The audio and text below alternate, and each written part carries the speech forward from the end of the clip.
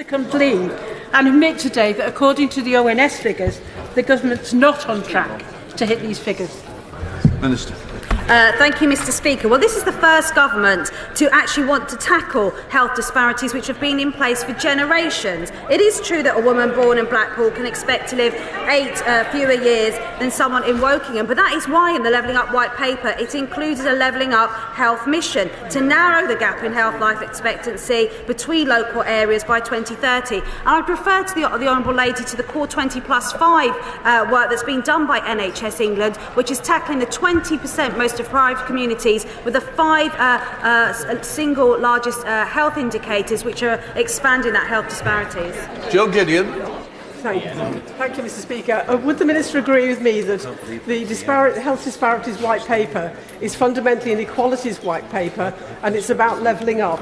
So areas like Stoke-on-Trent, where we have significant issues around affordable, healthy food and an obesity emergency, need to have the knowledge that within the white paper we have the recommendations as were put forward by the National Food Strategy. Minister. Well, of course, the Health Disparities White Paper is important, but work has started on disparities already. As I set out, the NHS has already launched the Core 20+5. That's the 20% of most deprived communities being targeted with interventions in the 5 most clinical significant areas. That's in maternity, in mental health, in respiratory disease, in cancer, in hypertension. So work has started already, and I know that that's of particular interest in areas like Stoke. Shadow Minister Yasmin Qureshi. Thank you, Mr. Speaker. A new World Health Organization study published in The Lancet found that poorer women in Britain have some of the highest cancer death rates in Europe. Income levels should not be the marker of someone's chances of getting and dying from cancer. Does the Minister recognise that this is not acceptable? And will she commit to cross-government strategy that tackles health inequalities? Well, I refer the Shadow Minister to the work that this government is already doing. As I've said, cancer in particular is one of the 5 core areas where we're investing significant resources to diagnose people earlier. She may be interested in the lung cancer detection vans, which are going to those communities with the highest incidence rates of lung cancer and the poorer outcomes. And we're seeing 70% of those people being detected with stage 1 or 2 cancer, significantly improving their life expectancy. Jerry. Number 6, please, Mr. Speaker. Minister. Thank you, Mr. Speaker. Can I just confirm the government's commitment to the empowerment of women in the workplace? Over the last number of years, women in full-time work have increased in number and the gender pay gap has fallen considerably. But there is more work to be done, and we've announced groundbreaking pay transparency pilots, a number of new returners programmes and our task force of women-led high-growth enterprises. Joanna Cherry. I thank the Minister for her answer. The outgoing Vice-Chancellor of Oxford University, Professor Dame Louise Richardson, says she has been shaken by the level of threat and harassment experienced by female academics. To be clear, this is not sexual harassment, but it's harassment of female academics because of their belief, in particular their belief that sex matters and their refusal to agree with extreme gender identity ideology. This harassment often comes from students and third parties, and it's not confined to universities. It exists in other workplaces. Can the Minister tell me what the government are doing to address this sort of harassment in the workplace? Well, can I thank the Honourable and Learned Lady for her work in this space? It's vitally important. And I want to just point her to the Workplace Harassment Private Members Bill that the Honourable Member for Bath is putting through with government support that will explicitly put in legal protections from workplace harassment from third parties in particular, and the employer will have a duty to make sure that doesn't happen. I look forward to working with her on that bill as well. Deborah Miller. Sexual harassment disproportionately affects women in work. And back in 2020, the government survey showed that half of those who reported sexual harassment at work were asked to sign a non-disclosure agreement which effectively silences victims. To support more women in work, will my honourable friend look at rolling out more widely the Education Secretary's successful campaign to stamp out the use of non-disclosure agreements in universities so more women can benefit from this approach the government's already undertaken? Minister. My right honourable friend for her work in this place. Of course I will speak to my education counterpart about this issue, but I just want to reassure her that there is specific legislation about harassment and sexual harassment in the workplace that is going through at the moment with government support. Now come to topicals, Dame Griffith. Indeed, Mr. Speaker. Speaker, the Equality and Human Rights Commission is key to the advancement of equality in this country, which is why we welcome the UN's recent re-accreditation of it as an A-status national human rights institution. To support Baroness Faulkner and her board, I will shortly be appointing new commissioners and deputy chairs to the Commission. The new commissioners will bring complementary expertise and experience to support the Equality and Human Rights Commission in upholding and advancing equality and human rights across the United Kingdom. Dame Griffith. Thank you very much indeed, Mr. Speaker. Well, very early on in the COVID pandemic, the Welsh Government commissioned a survey, a study, which proved and showed how the health inequalities affected people from black and ethnic minorities far worse, not just for any inverted commas supposed medical reasons, but for many, many social reasons. Yeah. And so I would like to ask the Secretary of State, what is she doing to try to put right that situation where we have the social inequalities leading to health inequalities in the black and ethnic minority population? The Honourable Lady may not be aware of the extensive 18-month piece of work that I produced on COVID disparities, and some of the things she mentioned were picked up in that report and in the recommendations, one of which was around the Office for Health information and the Office for Health disparities, which is ongoing. So that would be the body that would look at many of the issues that she has raised. Okay. Thank you, Mr. Speaker. The government's own research demonstrates a clear link between viewing violent pornography and violence against women and girls. More and more online pornography depicts gratuitous violence against women, and 50% of 12-year-olds have seen it.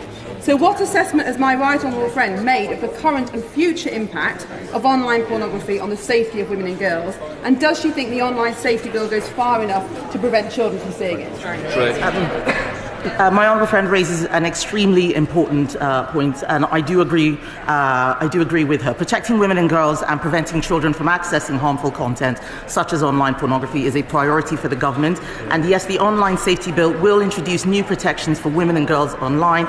Under the bill, all services will need to proactively remove and prevent users from being exposed to priority illegal content. And this does include the appalling illegal content that affects women and girls, such as revenge pornography and extreme pornography. Thank you, Mr. Speaker.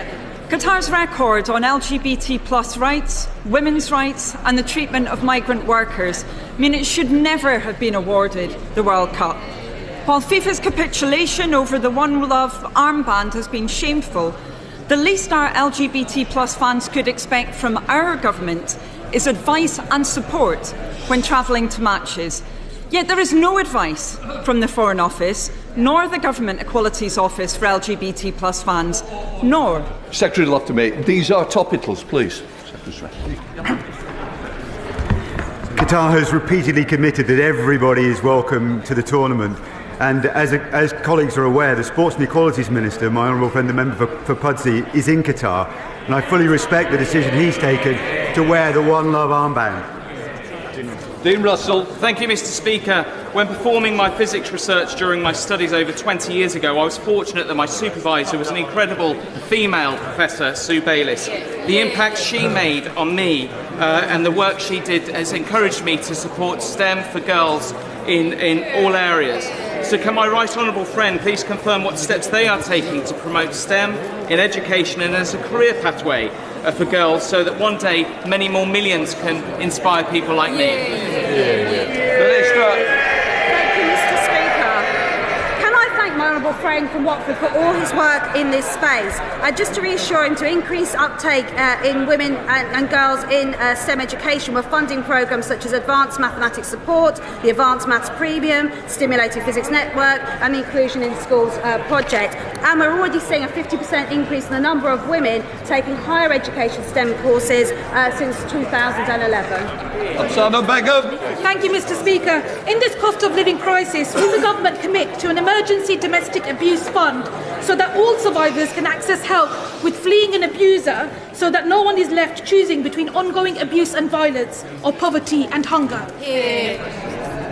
Secretary. I thank the Honourable Lady for her question. We have set out the multiple ways in which we are supporting vulnerable people, but if she has a more specific, I'm afraid I didn't get all of her question, but she has a more specific issue that she would want us to look at, if she would write to me or a Treasury Minister, then we could look into it in more detail. Thank you very much, Mr. Speaker. Will my right honourable friend update the House on what the government is doing to support women starting up small businesses? Minister. Well, can I thank my honourable friend for her work in this area? It's crucial that we get more women starting up their own businesses. We anticipate that would increase, bring in £250 billion to the UK economy. The task force that we've asked Anne Bowden to lead will be making recommendations to government in the new year. But we know that venture capital is a huge problem, stopping women starting a new business. For every £1 of venture capital given to a new business, only a penny of that goes to women, whereas 89 pence goes to men. Mr. Brundershaw. Thank you, Mr. Speaker. The Equality Act does not have the legal teeth needed for enforcement of the law. The responsibility falls entirely on the discriminated individuals to pursue legal redress. Will the Minister meet with the guide dogs for the Blind Association to discuss their Open Doors campaign and stop the shame that is nearly 3/4 of guide dogs owners reporting an access refusal in the last 12 months? Well, I'm very grateful for the... Thank you, Mr. Speaker. I would be absolutely delighted to meet with guide dogs to talk about that campaign. They're an important stakeholder in the disability sector, and we will make sure that that meeting to discuss it happens. Vital Fabricant. My right honourable friend will have seen the news today that between 400 and 500 migrant workers were killed building the stadia in Qatar. Does this not make FIFA's decision to choose Qatar as a location even more ridiculous? And will she join me in condemning FIFA in the way that they have kowtowed to the government of Qatar in relation to their anti-LGBT bullying? My honourable friend raises an excellent point. Ministers and senior officials have raised the concerns of LGBT visitors with Qatari authorities at all levels and will continue to engage on the issue during the World Cup. And in fact, my Minister for Equalities, the member for Pudsey, is out there supporting LGBT people and continuing the engagement to ensure that they are protected. Toby Perkins. Thank you, Mr. Speaker. Black and ethnic minority students are proportionately higher within further education colleges, but the number of black and ethnic minority lecturers is small and the number of black and ethnic minority college leaders is tiny. So what is the government actually doing to address this? Mr. Speaker, he asks an excellent question. This is one of the issues which we looked at in our Inclusive Britain strategy. The Department for Education and the Equality Department are working to ensure that we do get the right proportion and representation of people in the education sector. He is right that there is an underrepresentation, and we need to look at the ways within the Equality Act, such as a positive action, in order to help address that balance. Before we come to Prime Minister's questions, I would like to point out that the British Sign Language interpretation proceedings is available to watch on Parliament Live TV. We now start with questions of Prime Minister Tommy Shepherd. Number one, Mr. Speaker. Prime Minister. Mr. Speaker, I'm sure colleagues from around the House will want to join me in congratulating England on last night, commending Wales for inspiring millions, and also wishing everyone a happy St Andrew's Day. Mr. Speaker, this morning I had meetings with ministerial. In addition to my duties in this House, I shall have further such meetings later today. Tommy Shepherd. In 2014, his predecessor David Cameron signed up to the Smith Commission, which promised, amongst other things, that nothing in its report would prevent Scotland becoming an independent country should the people of Scotland so choose. Can I ask the Prime Minister, does he share that view? And if he does, and in light of last week's Supreme Court judgment, will he bring forward legislation to allow that choice to be exercised? Prime Minister. Well, Mr. Speaker, we did have that conversation not so many years ago. It was described as a once-in-a-generation referendum. And we discussed this last week. I think what the people of Scotland want is for us to be working constructively together to focus on their priorities. That's indeed what we're doing in his own area, investing hundreds of millions of pounds in a growth deal and ensuring that with a new concert hall we can enshrine Edinburgh's reputation as a city of culture. Sir Paul Beresford. Thank you, Mr. Speaker. I've just returned from the South Pacific and I found there a deep...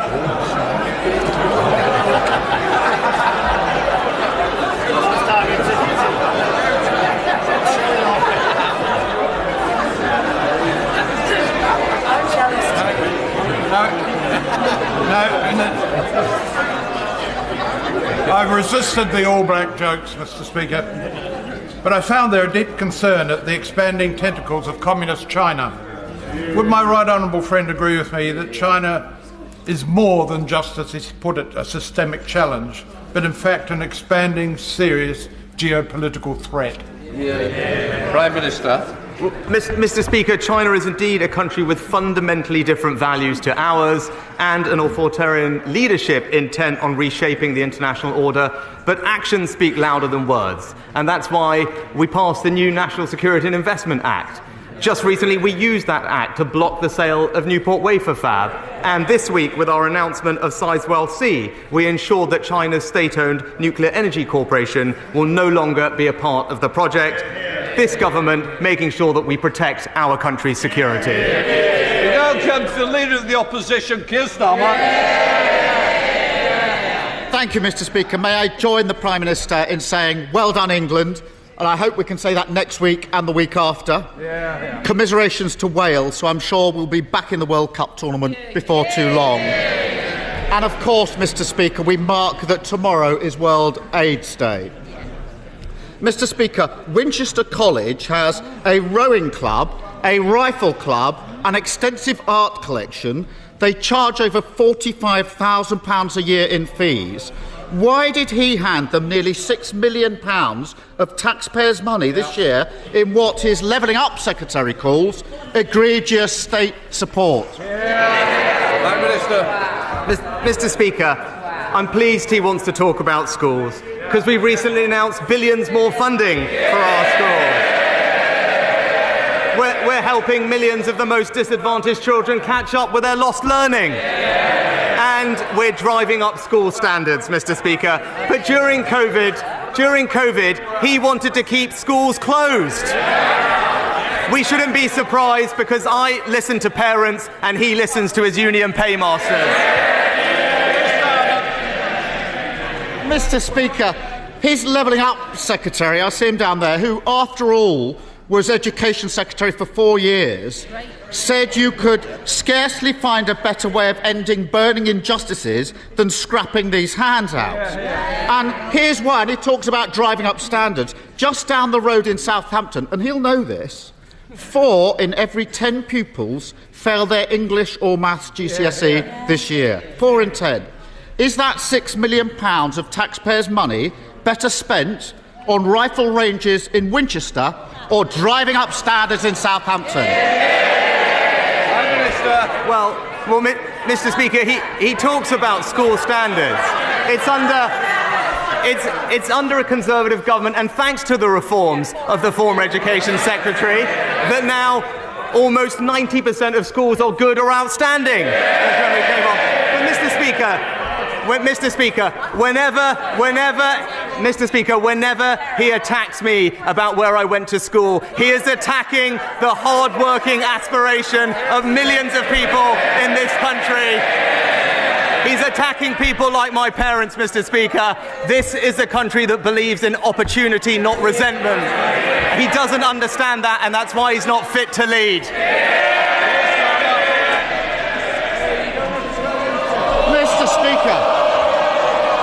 Mr. Speaker, if he thinks the route to better education in this country is tax breaks for private schools in the hope they might hand some of that down to state school, that's laughable.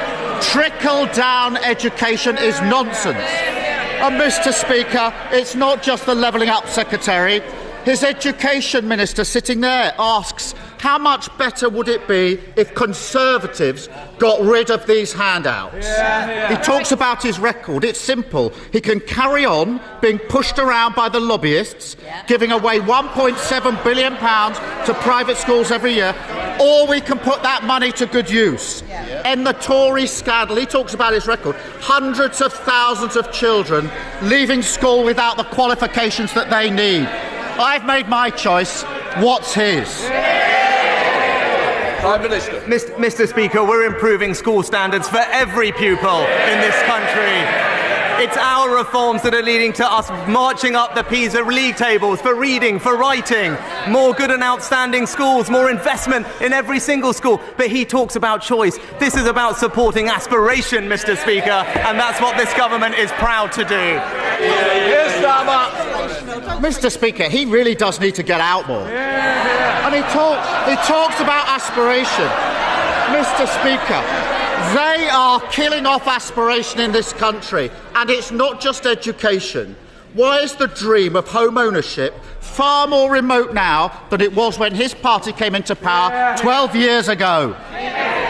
Prime Minister. Well, Mr. Speaker, what have we done in those 12 years? The highest number of new homes started in 15 years.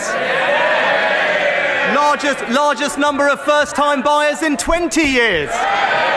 He talked about 10 years ago. What do we inherit? The lowest level of house building in a century. Mr. Speaker, would you believe it? Mr. Speaker, the simple fact is this. Every year, the age at which people can buy their first home goes up. At this rate, under this government, a child born in the UK today wouldn't be able to buy their first home until they're 45. Now, I love my kids, but I don't want to cooking them dinner in 30 years' time. Now, Mr. Speaker, I've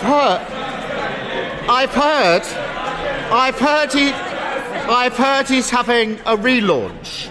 Apparently, it's called Operation Get Tough. So how tough is he going to get with his backbenchers who are blocking the new homes this country so badly needs?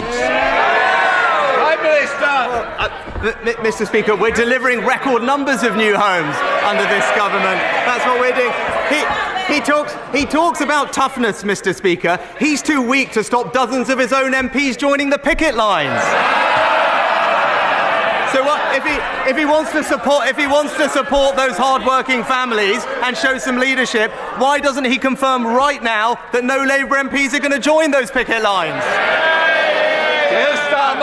Mr. Speaker, whichever way you slice it, it's always the same. Whether it's private schools, oil giants, or those who don't pay their taxes here, every week he hands out cash to those that don't need it. Every week he gets pushed around, and every week he gets weaker. But I can help him with this one. He doesn't need to do another grubby deal. If he wants to defeat that amendment from his anti-growth backbenchers on national targets for housing, Labour will lend him the votes to do so. Country before party, that's the Labour way. Why doesn't he try it?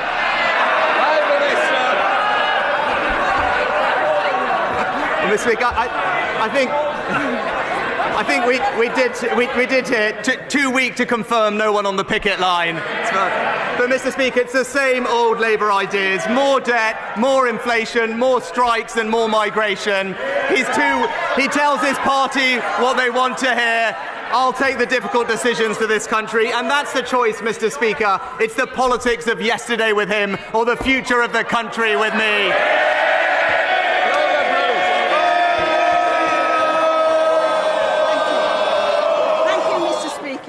As host of this week's International PSBI conference, the UK again highlighted the need for more action to prevent sexual violence in conflict.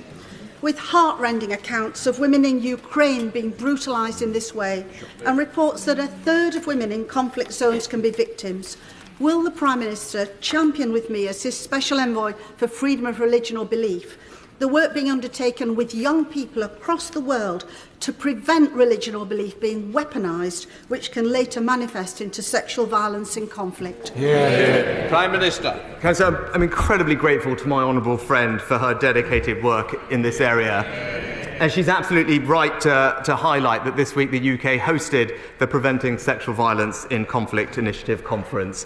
It was an incredible success. I pay tribute to all those involved, and as she said, we managed to reach a new political declaration in the conference where over 50 different countries have agreed to put an end to sexual violence in conflict, and she deserves praise for all her work in this area. Leader of the SNP, Ian Blackford.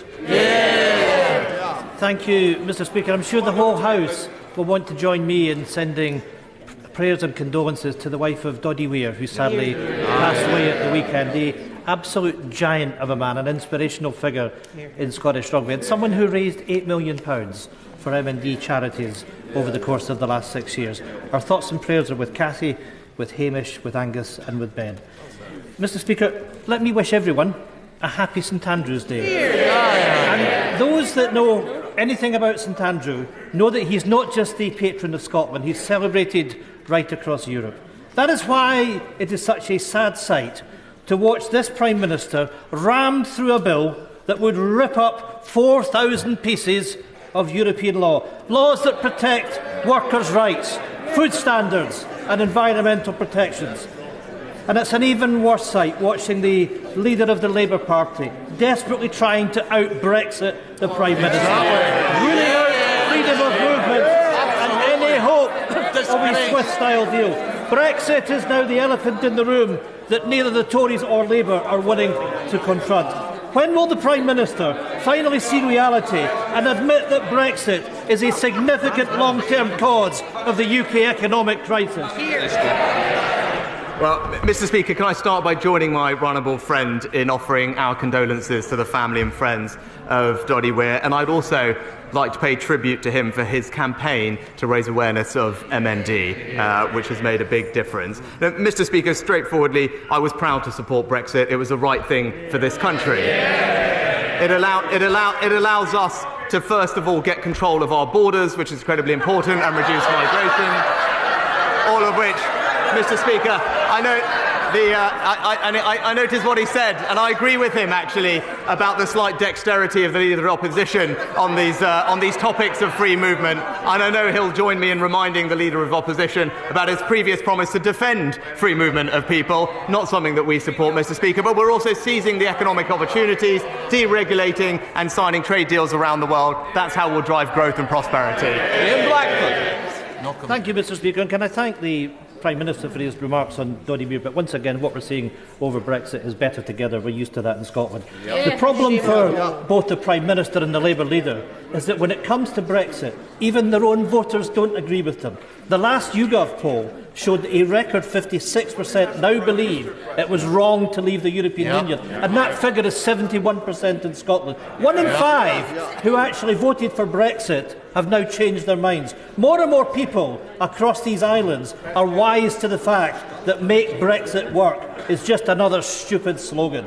But Scotland can't be stuck with a new Brexit Together coalition of the Tories and Labour. So on this St Andrew's Day, can the Prime Minister finally tell people in Scotland the democratic path to escape Westminster control, to deliver independence, so we can get back to the European Union? Prime Minister. Mr. Speaker, he talks about democracy and votes. I think the difference between him and I is that I respect the result of referendums. He talks about this. Just remember one thing, Mr. Speaker. We had the fastest vaccine rollout in the world. We had that because of our freedoms after leaving the European Union. Well, Palsy. Thank you, Mr. Speaker. Mr. Speaker, manufacturing remains a key part of the UK economy, and for the West Midlands, that means automotive. That's important in my constituency of Rugby, which includes firms in the supply chain and workers at Jaguar Land Rover. With the move to all new cars sold in the UK to become electric by 2030, means that which is critical for us to have a site for battery manufacture. Assembly is already taking place elsewhere in the world where batteries are made. So will the Prime Minister give his support to the bid for a gigafactory in Coventry? Prime Minister. I pay tribute to my honourable friend's efforts to progress this project. We're fully committed, Mr. Speaker, to securing investment to grow our electric vehicle supply chain. Now, although he'll know I can't comment on individual commercial negotiations, we did announce in the Net Zero Strategy £350 million of funding in the Automotive Transformation Fund to support the development of that supply chain, and I wish him every success in his bid. Colin Eastwood. Yesterday, BBC Northern Ireland announced cuts to programming and jobs at BBC Radio Foyle that, in my view, will leave the station totally unsustainable. The BBC Charter places an obligation on that organisation to allow audiences to fully engage on local issues. This decision, in my view, is a very clear breach of that obligation, leaving licence fee payers outside the Greater Belfast area without proper local programming. Will the Prime Minister act to defend this very important local public broadcasting service? Prime Minister. Well, Mr. Speaker, I believe very strongly in local public broadcasting, and indeed the government has taken steps to support local media. I'll be very happy to look at the specific issue he raises and bring it up with the BBC when I next see them. Angela Richards. Thank you, Mr. Speaker. The people of Guildford tell me they want women and girls to feel safe, and I'm delighted to have had some successes in getting lights turned back on, including on York East Bridge on behalf of concerned students at the University of Surrey. Does my right honourable friend agree with me that even in difficult times we cannot take a single step back from the brilliant work this Conservative government is doing to tackle violence against women and girls? Prime Minister. Well, Mr. Speaker, like my honourable friend, the government is committed to tackling violence against women and girls and making our streets safer. We've created the Safer Streets Fund, which funds additional patrols, extra lighting and more CCTV. And indeed, the Street Safe online tool allows users, including those in her constituency, to pinpoint locations where they feel unsafe so that the local police can take appropriate action. And I'll continue to support her in her efforts. Sorry. Thank you, Mr. Speaker. The two boys, 16-year-old boys, Charlie Bartolo and Kiani Sianko, were tragically killed in my constituency of Erith and Thamesmead this weekend. My heart goes out to the families and friends left behind. We really need to come across the House to address and tackle serious youth violence. So can I ask the Prime Minister what he is doing to address knife crime epidemic? Prime Minister. I thank the honourable lady for her question and join her in expressing my condolences to the family and friends of the two boys. I also read about it. It's an awful tragedy. She rightly asked what we are doing to make our streets safer and stamp out the scourge of night crime. We're boosting the number of police officers, as she'll know, 15,000 on our way to 20,000, and we're also giving them the powers they need to get knives off our streets, including lifting restrictions on stop and search and introducing new court orders to target known knife offenders. I agree with her, this is something we need to do more on, and she should know that the government will be fully committed to tackling it. Gordon Henderson. Thank you, Mr. Speaker. When will my right honourable friend government bring forward any emergency legislation that's needed to deport those migrants who came across the channel illegally in small boats and are now being put up in hotels paid for by hard-pressed British taxpayers? Prime Minister. Well, Mr. Speaker, we are determined to do whatever it takes to break the business model of people smugglers who are causing the needless loss of life of people across the Channel and putting unsustainable pressure on our asylum system. Our Nationality and Borders Act, opposed by the party opposite, Mr. Speaker, gives us new powers which we fully intend to use, and we will take further measures as required to properly control our borders and reduce the number of illegal crossings. Andy McDonnell. Thank you, Mr. Speaker. It was sad to see in a video from his Oxford days the future Prime Minister saying he hadn't a single friend who was working class. And he's not likely to make any soon, because while he sits on a personal fortune, he's refusing the reasonable demands of nurses, railway workers and many others forced to take industrial action just to make ends meet. Why doesn't he give them the wage increases they need and fund it by making the rich pay the same rate on unearned income as workers have to pay for their hard graft? And whilst he's at it, why not scrap the non-dumb tax loophole that he's all too familiar with, which is costing the public £3.2 billion? Mr. Speaker, I have nothing but admiration and gratitude to our nurses for all the work they do. But Mr. Speaker, it is simply unreasonable and unaffordable to have a 19% pay rise. Now, if that's what the honourable gentleman thinks is, I'm sure the Labour Party can explain to us how they would pay for that and the impact it would have on inflation. But I tell you this, Mr. Speaker, if he really wants to support working people, maybe he should get off the picket line and end the strikes. Thank you, Mr. Speaker. The train service between Wilmslow in my constituency and London was always hourly, direct, and took 1 hour 50. Now, you'd be very lucky if you got a direct train, and the journey time is double, or often double. And that's not restricted to strike days, that's day in, day out on Avanti trains. So can the Prime Minister tell my constituents what the government's going to do to sort this out and get the West Coast service back to what it used to be, because the service at the moment is completely unacceptable? Mr. Speaker, my honourable friend is absolutely right about the unacceptable deterioration in the quality of Avanti's service. The Transport Secretary is rightly monitoring and holding them to account. There is a plan to increase the number of trains to 100 additional drivers, Mr. Speaker, and restoring the full direct service between Manchester and London. But what this plan needs, Mr. Speaker, and I hope the party opposite support it, is trade union cooperation. Lyra Wilson. Rabbit. Thank you, Mr. Speaker. I'm sure members opposite felt a certain sense of déjà vu watching the Welsh defence during last night's match. After all, they know what it feels like to have Marcus Rashford run rings round them.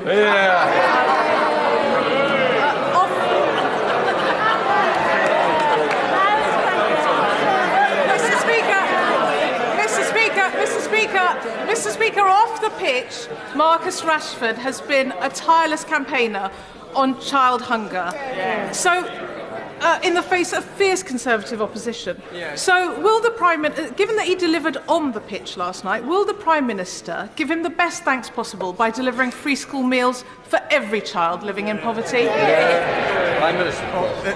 Mr. Speaker, we're supporting almost 2 million children with free school meals. We also, last year, invested hundreds of millions of pounds in the new holiday activity and food programme, which is broadening that support through the holidays for those kids who need it, on top of our work to roll out breakfast clubs across the country. Blake Drummond.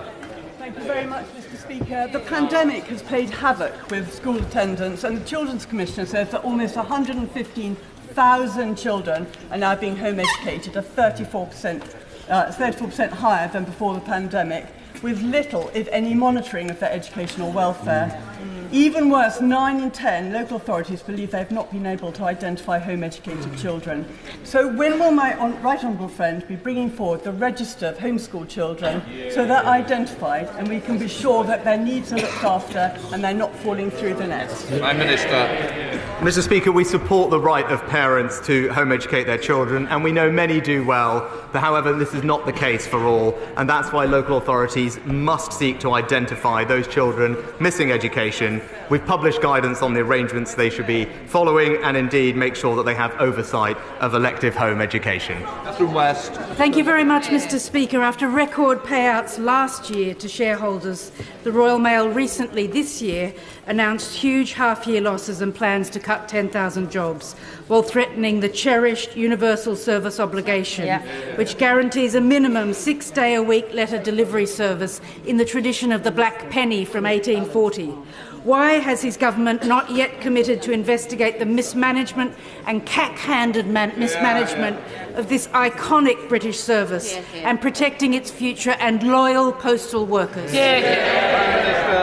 Mr. Speaker, again, I have nothing but gratitude and appreciation for the hard work of our postal workers. But when it is not the right approach. It is not the right approach to go on strike, especially demanding pay, as we have heard, that is simply unaffordable for hard-working British taxpayers. The Honourable Lady would do well to see that. because in the context that we're in, it is simply not possible to give people the type of pay demands that they are making. Andrew Percy. Thank you, Mr. Speaker. Due to the unique geography of Briggangool and the Isle of Axholme, we are one of the most flood-prone areas of the country. So whilst I welcome the record £5.4 billion of flood defence funding, can I ask the Prime Minister, ahead of next year's budget, to look at easing the rules around how that money is spent, so more of it can be spent on maintenance, which is so important to keeping my constituents dry?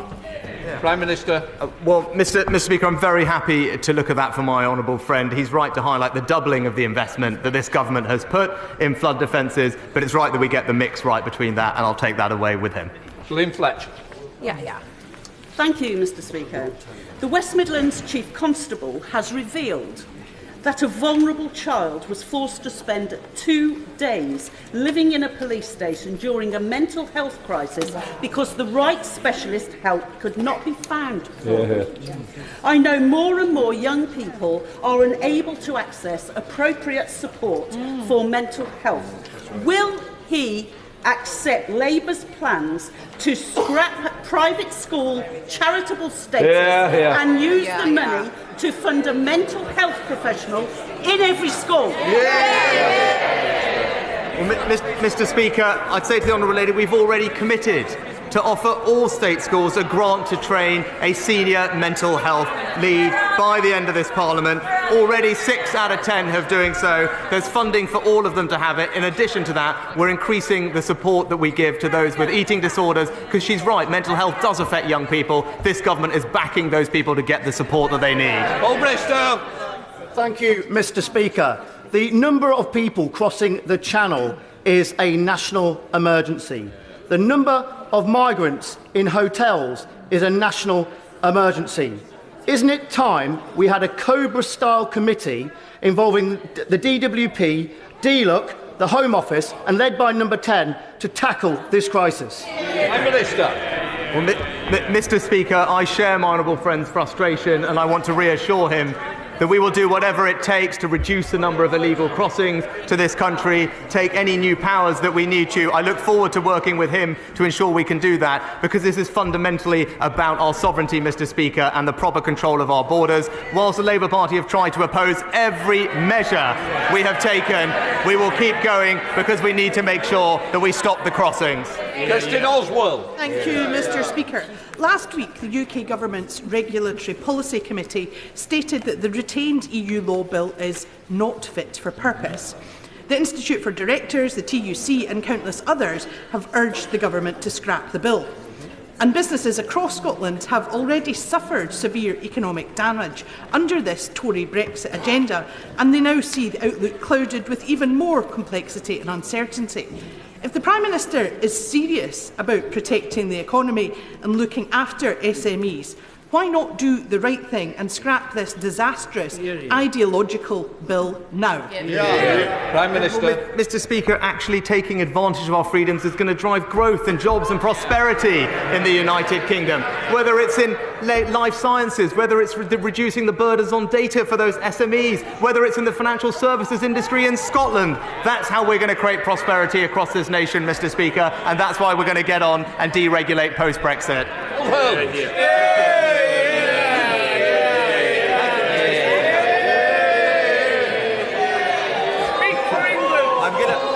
I'm going to come again, Mr. Speaker. My right honourable friend and the Chancellor have rightly pointed out that levelling up is for the whole of the United Kingdom.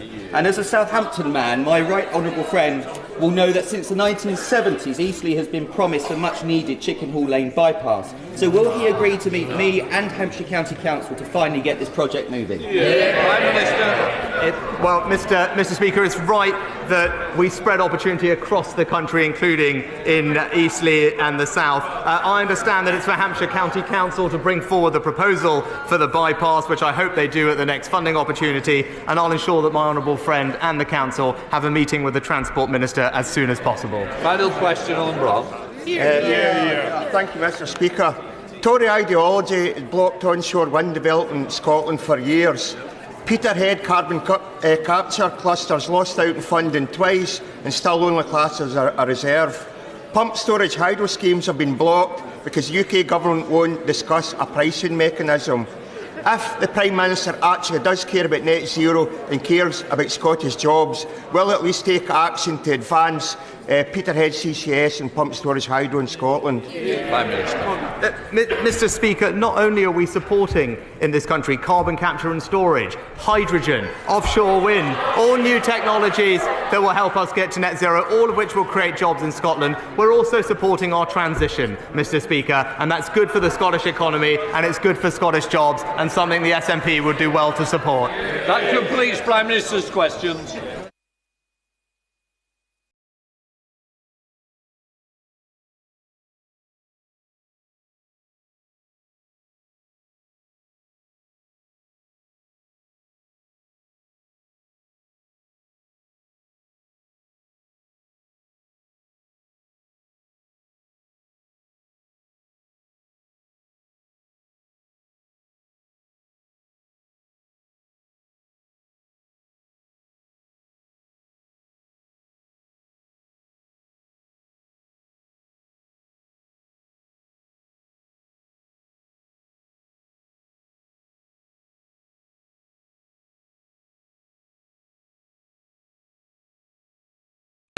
Let us start with the urgent question. Angela Rayner. Thank you, Mr. Speaker. To ask the Chancellor of the Duchy of Lancaster if he will provide an update on the appointment of an independent adviser on ministerial interests and enforcement of the Ministerial Code. Where is he? Where is he? Minister. Hello, Mr. Speaker.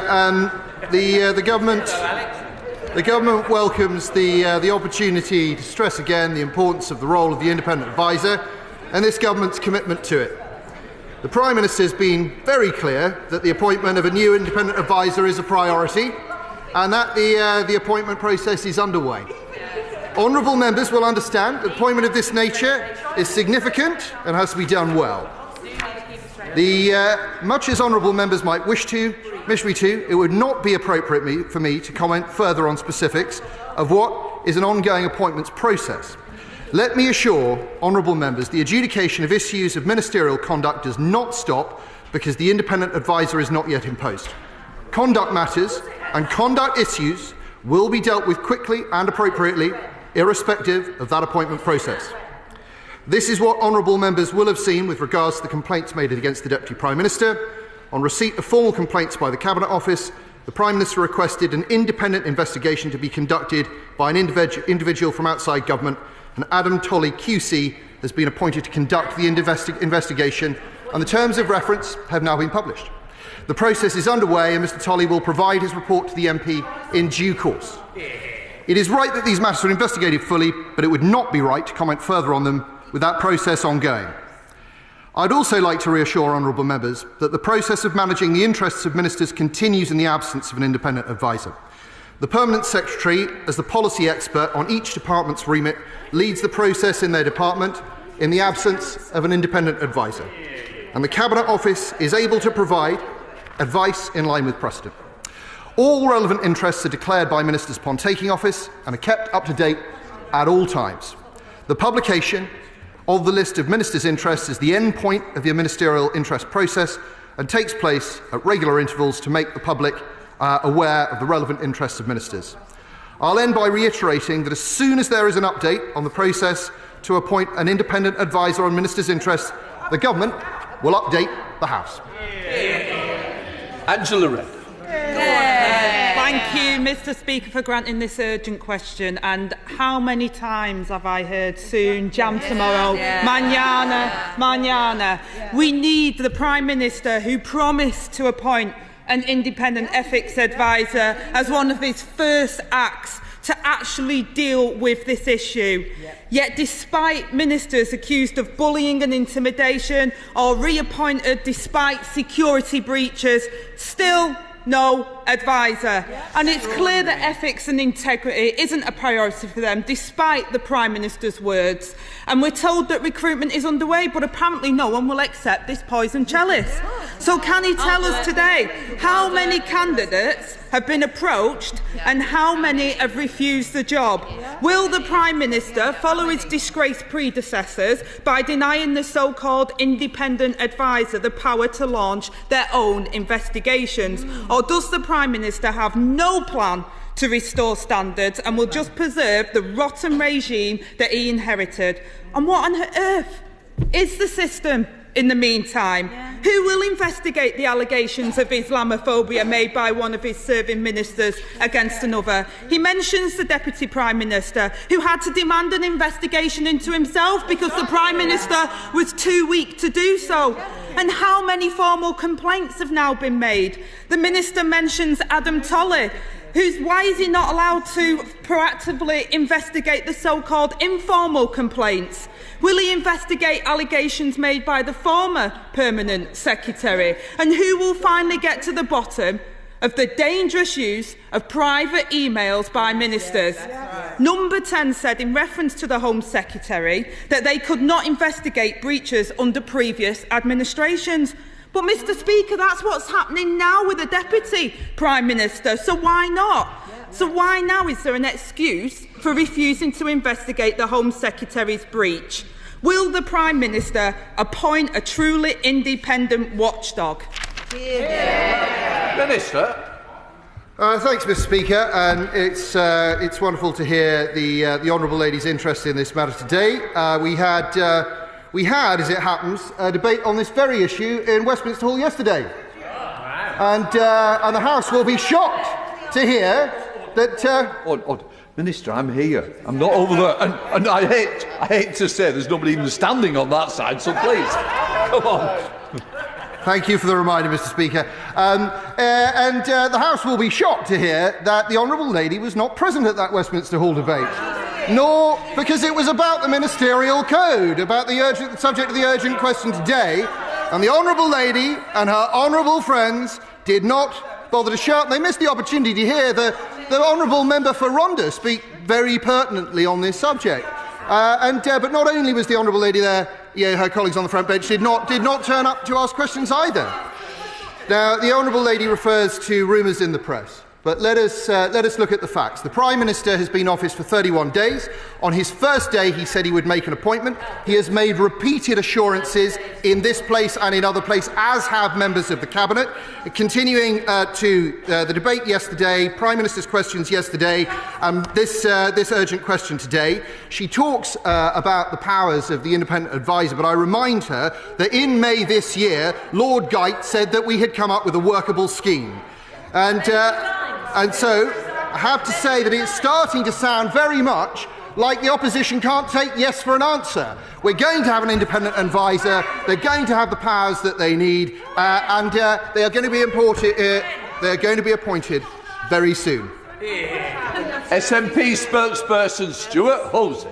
Mr Deputy Speaker, when the Government published their policy paper on revisions to the Ministerial Code on the 27th of May, it said there would be an enhanced process for the initiation of investigations under the Ministerial Code, that the independent adviser could initiate his or her own investigation, there would be a more specific reference to the adviser in the Ministerial Code, and there would be a duty on ministers to provide all of the information necessary to allow the adviser to discharge his or her duties.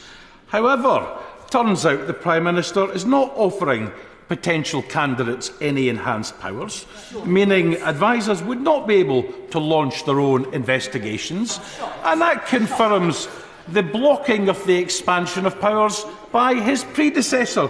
So it's a simple question. Why is the Government reneging on its own policy statement of May this year, making it more difficult to appoint an independent adviser? I refer the honourable gentleman to the answer I gave a few moments ago. Lord Geit, he seems terribly well informed, but he seems to have stopped short of reading Lord Geit's response to the changes in the terms of reference, where he said this would be a workable scheme. But then he resigned. Cavan Jones. Hear what the Minister says, but could he give any timescale of when the appointment will be made? And in the meantime, can I ask him specifically in terms of the use of private email and WhatsApp groups? What advice has been given to ministers on this, and also, more importantly, also their special advisors? As I've said, there is a process ongoing to appoint an independent advisor as fast as possible. Prime Minister has been in post for 31 days, and there is standing advice on the use of WhatsApp and private messaging. Dawn Butler. Thank you, Mr. Speaker. Minister, can you confirm whether the fee paid to Adam Turley KC to investigate the claims that you mentioned earlier, can you confirm whether it's greater than the projected annual cost of an ethics advisor? Minister. I don't know the answer to that question. I'm happy to write to the lady on the to answer. Christine Shelby. Thank you very much, Mr. Speaker. Notwithstanding the Minister's earlier comments, we've waited for 5 months now for an ethics advisor. So the government, every time the government fails to appoint one, it further undermines and corrodes this place's reputation in the public mind. I have tabled a bill giving Parliament, which would give Parliament the power to appoint an ethics advisor if the government failed. So, given the government's inability to appoint an ethics advisor, would you now please support that bill and allow us to get on with re-establishing the good reputation of this place? Minister. The honourable lady will have heard me point out this Prime Minister, who has said he will appoint an independent advisor, has only been in post for 31 days, that there is a process going on at speed. And in answer to her other question, it is very much the view of this government that it is the Prime Minister who appoints the independent advisor to give advice to the Prime Minister, who answers ultimately to Parliament. Andrew Jones. Thank you very much, Mr. Speaker. Since I became an MP in 2010, we've seen 7 current or former Labour MPs given custodial sentences, 2 Conservatives, 1 Liberal Democrat and 1 Scottish Nationalist. We have countless other cases that come before the House, and this member for Rhondda has spoken eloquently about this previously. We have a by-election tomorrow caused by a Labour MP standing down in disgrace. So I think there is a big issue to solve in standards in our public life, and it goes right across this House. So I've been pleased that my friend the Minister has been able to update the House on the recruitment process underway. Does he agree that backing a stronger code of conduct for members of Parliament is proof that the government is taking code of conduct in this place seriously? It's very good to hear from my honourable friend. He's absolutely right. This government takes the code of conduct of members extremely seriously. Thank you, Mr. Speaker. In the absence of the ethics advisor, can the Minister inform the House of the status of the inquiry into Islamophobia that was ordered in January this year? I know that the next independent advisor will want to take that case extremely seriously. Ronnie Cowan. Thank you very much, Mr. Speaker. I think it's important to point out that the Prime Minister appoints his own ethics advisor. He then determines which investigations can be undertaken, and then he determines what outcomes are taken, what actions are taken, depending on the outcome. Is this maybe why the last 2 ethics advisors have resigned?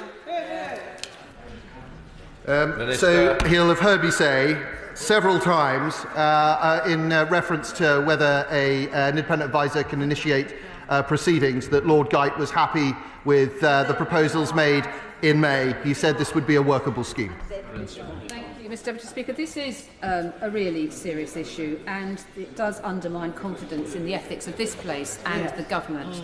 On the Public Administration Constitutional Affairs Committee, 2 days after which, when Lord Geit gave his evidence, he resigned under our questioning. I think that needs to be taken seriously.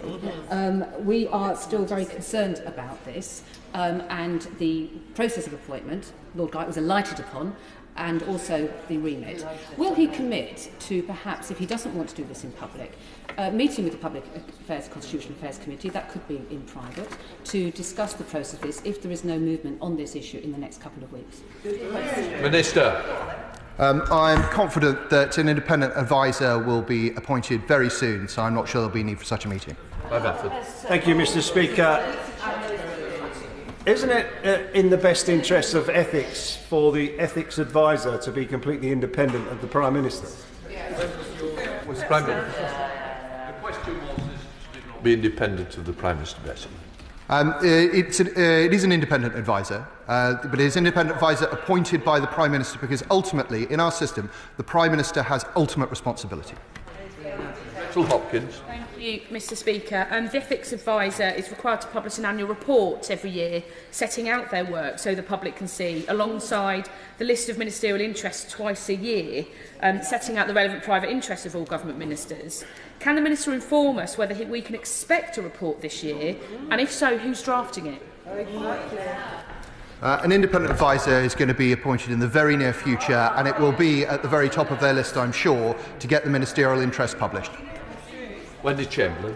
Thank you, Mr Speaker. I was at the Honourable Member for Ronda's debate yesterday, where he very rightly pointed out the differentiation between the members' code of conduct and register that we have here and what ministers have. And just to reiterate what the Honourable Member for Luton said, you know, we had the last printing of the ministerial register in end of May. Today is the 30th of November. If we're going to be kind to the government, that is 6 months today. Surely it's not unreasonable to expect that standards list to come as soon as possible. Well, I have to give credit to the Honourable Lady because she was at the debate yesterday, unlike any of the Labour members present. And she will have heard me say then that, as I've just said now, that that we will have an independent advisor very soon, and that they will be expected to prioritise the publication of ministerial interests. Jim Ship. Mr Speaker, can I thank the Minister very much for his responses. There are concerns that there is currently no ethics advisor to the PM. The post has been vacant for some 6 months, so there is urgency. So can the Minister confirm the independent advisor will be appointed, the timescale for that to happen, so that the correct workings of Parliament for ministers can refer to for guidance and for any assistance and advice that they need? It's always a pleasure to answer questions from the Honourable Gentleman. He'll have heard me say that we are in the process of appointing an independent advisor at speed, and they will be able to deal with all the relevant issues once they're appointed. That completes that urgent question. We come to the next one. Colin Lockhart. Thank you, Mr Speaker. Go on. You will let the House go first. Thank you, Mr Speaker. To ask the Secretary of State for Business, Energy and Industrial Strategy if he will make a statement on the Energy Bill Support Scheme payment for Northern Ireland. Thank you. Minister. Thank you, Mr Speaker, and can I thank the Honourable Lady for her question. The Northern Ireland Energy Bill Support Scheme will provide £400 to households in Northern Ireland this winter. In addition, of course, it has been decided that the alternative fuel payment of an additional £200 will, unlike in Great Britain, be paid to every household in Northern Ireland, and that is, of course, because of the high preponderance of use of, in particular, heating oil in Northern Ireland. And on top of those supports, there is, of course, support being provided to households in Northern Ireland already, automatically through the energy price guarantee, which brings about an automatic reduction in bills.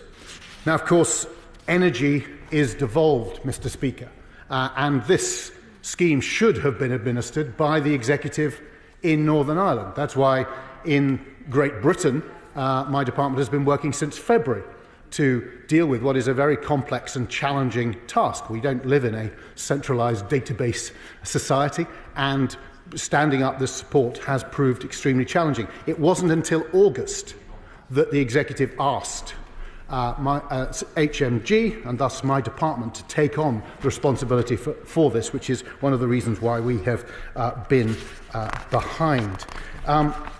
There's also, of course, a different system and a different regulator, and as I say, because energy is devolved, it wasn't a system with which BEIS was used to having to work on a day-to-day basis. We have since that time identified that we needed powers, which we lacked in the Northern Ireland context, and we were able to seek those powers through emergency legislation, through the Energy Prices Act. We've then sought to find the right way to get through to consumers in Northern Ireland, find the right route, and we've found that working through suppliers, because of their established relationships, is the best way, if not the only way, we can identify that we can realistically and in a reasonable time frame reach consumers in Northern Ireland. So by using those systems, we hope to be able to expedite delivery.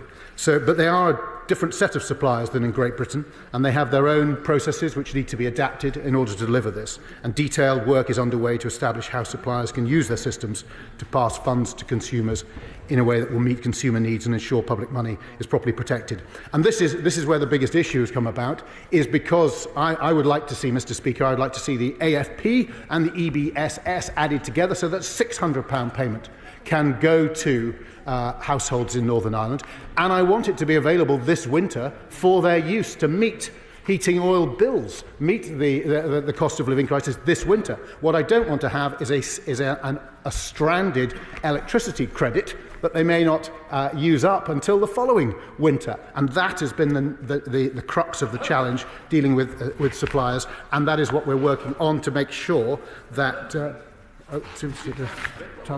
Go Lockhart. Thank you, Mr. Speaker, and can I sincerely thank you for granting this urgent question.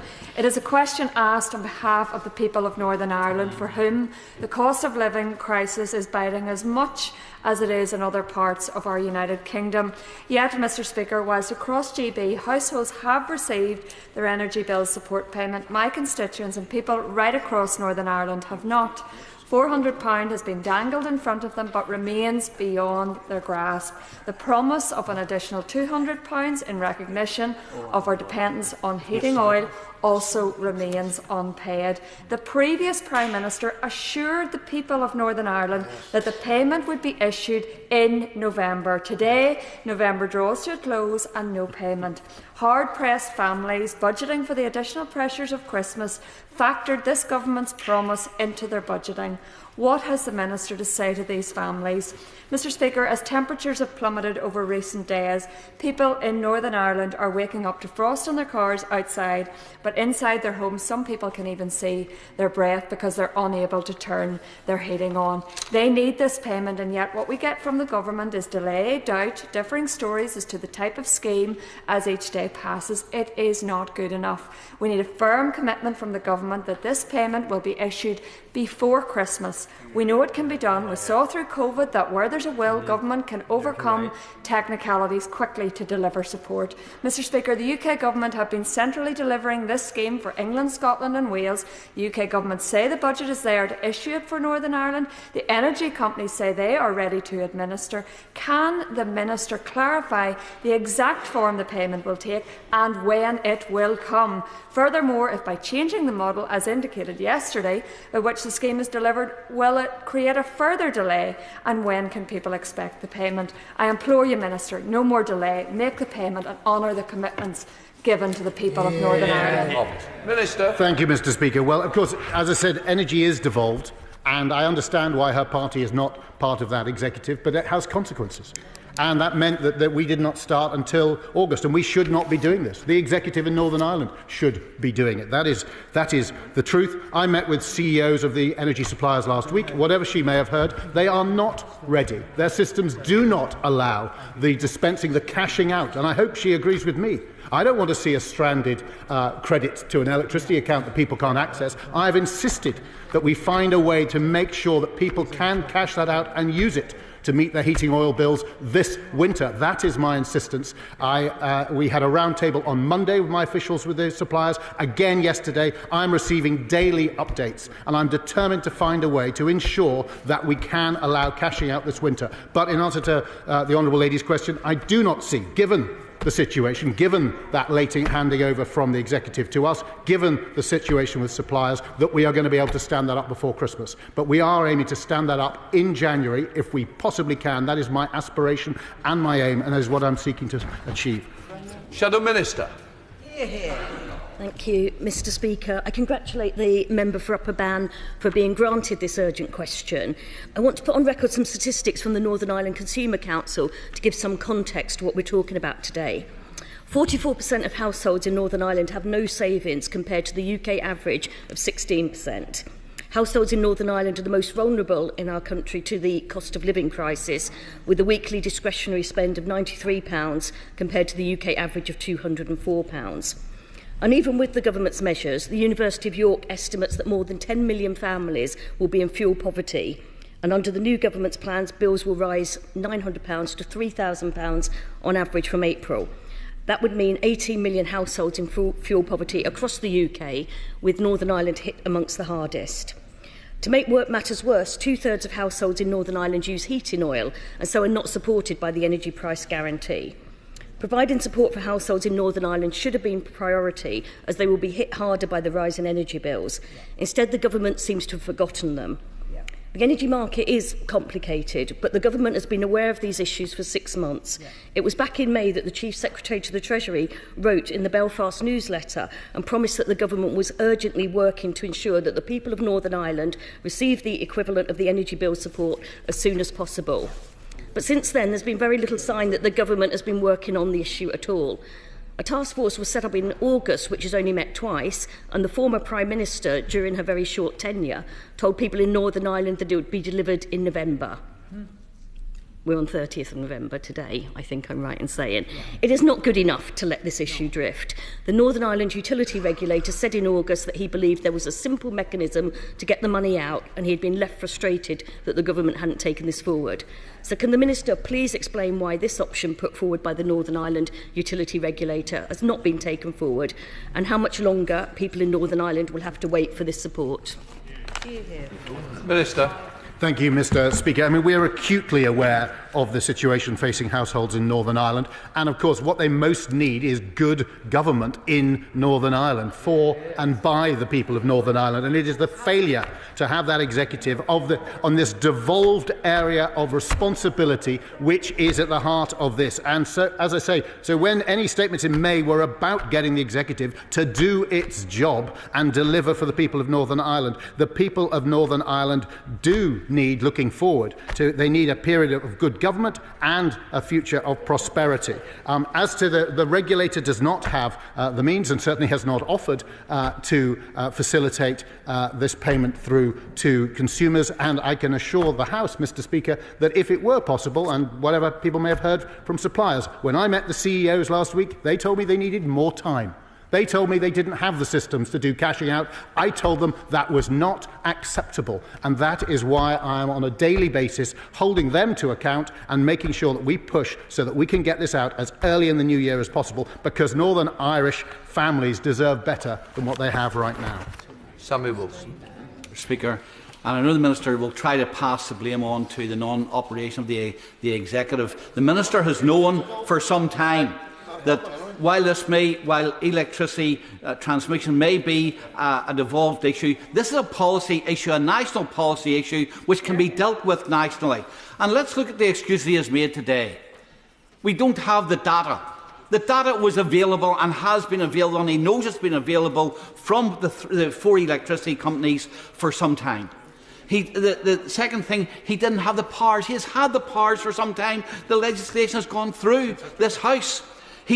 Different suppliers in Northern Ireland. There are only 4 suppliers in Northern Ireland, as opposed to a multiplicity of suppliers in the rest of the UK. So how come, with a complicated system in the UK, within GB, how come with the powers which are available, the assurances from the regulator, the assurances from the electricity companies, he still can't get the money out? Minister, far too long. I'm surprised that the honourable gentleman isn't aware that there are more than 4 energy suppliers in Northern Ireland, so it's not exactly as he gives it, and I've explained fully exactly what we are doing, and as I say, I'm updated on a daily basis to make sure that we do have a system that will allow families to get hold of that money. And it's not passing, it is hardly passing blame to suggest that a devolved area of responsibility is something which should be fulfilled in that area to which that devolution has occurred. Mr. Speaker, this really is an unsightly spectacle. The UK government is blaming the people of Northern Ireland for the political choices they have made and the state of the collapse of devolution, rather than taking responsibility for it.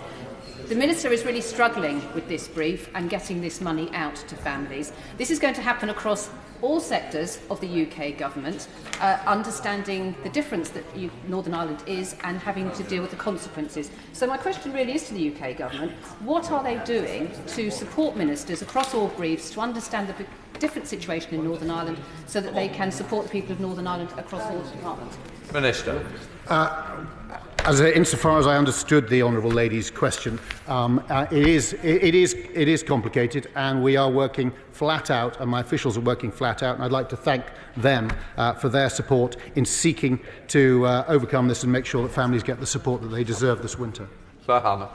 Very much, Mr. Speaker. Despite the scheme being announced in May, we hit December tomorrow without households being supported. As far back as spring, our party was proposing a task force to address the cost of living crisis that was clear to anybody who was actually focused on the needs of households in Northern Ireland. And we have put forward solutions, including a home heating oil subsidy and one based on the voucher scheme that was rolled out last year. We've always known that you can't eat a flag, and it's very clear that people can't heat their home with one either. Is this the hard truth not that this is a casualty of ransom politics, and that hard-pressed families, whether unionist or nationalist or neither, are paying the price of the decisions of one party in the DUP? Will the UK government please now step in and ensure that there isn't a collective punishment for people, the vast majority of whom want to see good government, want to move forward and want to be able to look after their families this Christmas?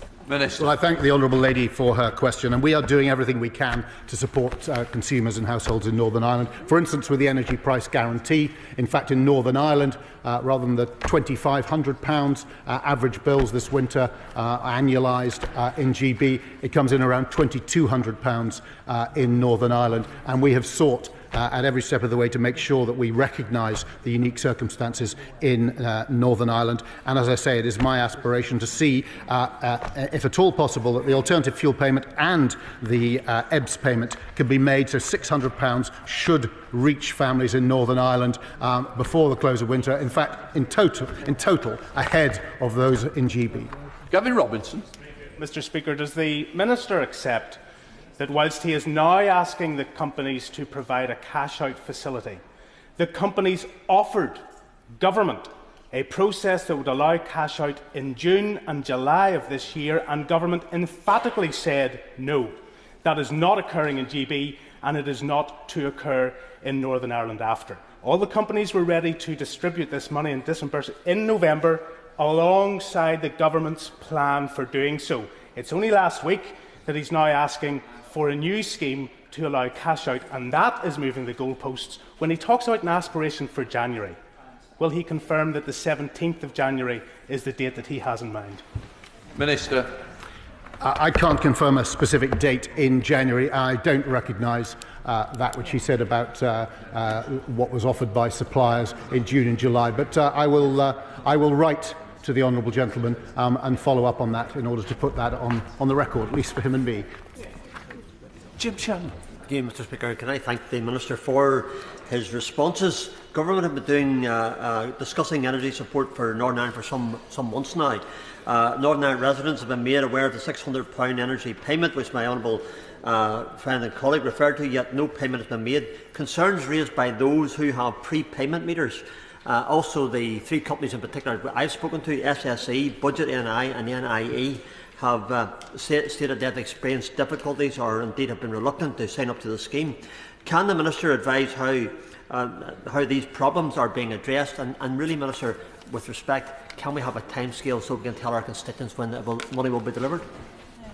Well, nothing would give me greater pleasure than giving the honourable gentleman, who I have a particular affection and respect for, a absolutely tight schedule. What I don't want to do is give a date which I can't have certainty of delivering. It is working through those suppliers. We're looking to see a scheme, and he raises the issue of prepayment meters.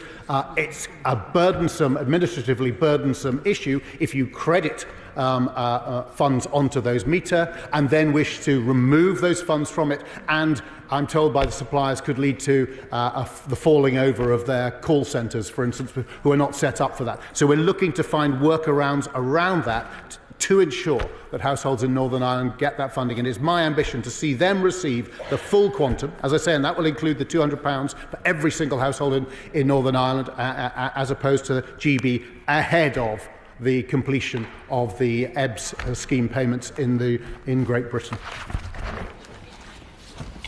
That completes the urgent question. Before we come to the statement, I want to make the point that at 12:59 it's not acceptable to get a copy of the statement either to the opposition or to myself. I've got to say, this isn't the first time. This seems to be a continuous problem of government, that somehow they don't like to be held accountable. By not giving that statement means sure that you cannot take the accountable measures that is needed for the opposition. It is not acceptable, and I'm saying to the whips and the front bench, get your act together, because you can't carry on in this manner, taking this House for granted. It will not happen, and it's time ministers were more accountable. Come to the stage.